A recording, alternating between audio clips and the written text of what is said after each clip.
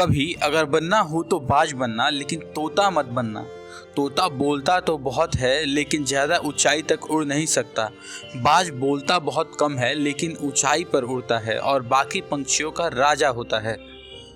आपको 5 ऐसे पॉइंट्स बताने वाला हूं जो इंसानों को सिखाते हैं कि हम बाज से कैसे 5 लेसन पॉइंट्स लेके बाज की तरह किंग बन सकते हैं।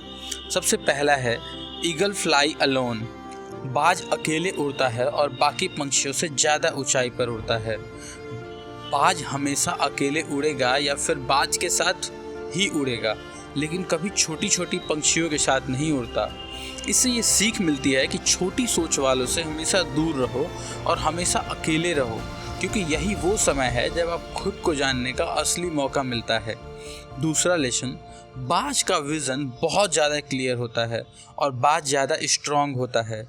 बाज अपने शिकार को 5 किलोमीटर दूर से ही देख लेता है और एक बार उसको अपना लक्ष्य दिखाई दे तो उसे किसी भी कीमत पे वो हासिल करके रहता है।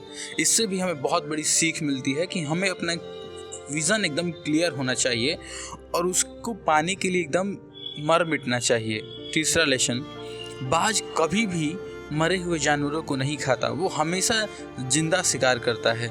इससे हमें ये सीख मिलती है कि हमारा जो पास्ट है वो मर चुका है और हमें मरे हुए शिकार के पीछे नहीं भागना चाहिए, ना कि अपने पुराने थॉट्स पे अपना टाइम वेस्ट करना चाहिए। जो अपनी पुरानी यादें हैं उन्हें वहीं रहने दो। तुम्हारे पास्ट की जगह पास्ट में है, उसको प्रेजेंट में मत दो, क्योंकि अगर तुम्हारा पास्ट तुम्हारे प्रेजेंट में आ गया तो तुम कभी अपनी लाइफ को अचीव नहीं कर पाओगे। पास्ट में तुम्हारे साथ कितनी भी बुरी चीज़ें क्यों ना हुई हो, आप उन्हें भूल जाओ और बाज की तरह बनो जो मरी हुई चीज़ों को नहीं खाता या मतलब अपने पास्ट को नहीं देखता। चौथा लेसन, जब आंधी तूफान आती है तो बाज काफ़ी एक्साइटेड हो जाता है और जब बारिश होती है तो सारे पक्षी छुप जाते हैं, लेकिन बाज को बड़ा मज़ा आता है। जब तेज़ हवाएं चलती हैं तो बाज उन हवाओं के सहारे और तेज़ उड़ता है और ऊपर उड़ते उड़ते इतना ऊंचा उड़ जाता है कि वो बादलों से भी ऊपर उठ जाता है।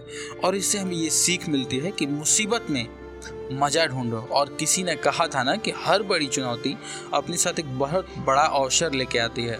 उस बाज की तरह तुम भी अपने अवसरों को पहचानो।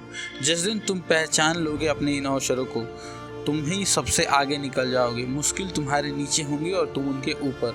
और आज का 5th लेसन है कि बाज अपने घोंसलों में से नरम घासों को हटा देता है, क्योंकि बाज नहीं चाहता कि उसका बच्चा उन नरम घासों पर बैठ के कंफर्टेबल जोन में चला जाए, वो घोंसले में कंफर्टेबल हो जाए।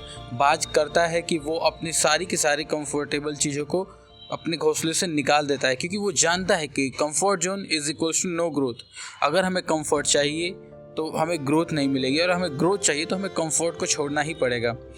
आप ही सोचो कि आप इंसान हो और इंसान होने के बावजूद सारे लोग इस बात को समझते ही नहीं। मैं आपके लिए कंफर्ट जोन से बाहर निकलने के लिए कुछ टिप्स की वीडियो बनाया हूँ, जो कि आपको आई बटन में मिल जाएगा। आप जितना ज़्यादा कंफर्ट जोन में रहोगे आपकी लाइफ उतनी ज़्यादा अनकंफर्टेबल हो जाएगी। सो मेक श्योर दोस्तों कि आप इन 5 लेसन्स को अपने लाइफ में अप्लाई करें और आगे बढ़ें। All the best.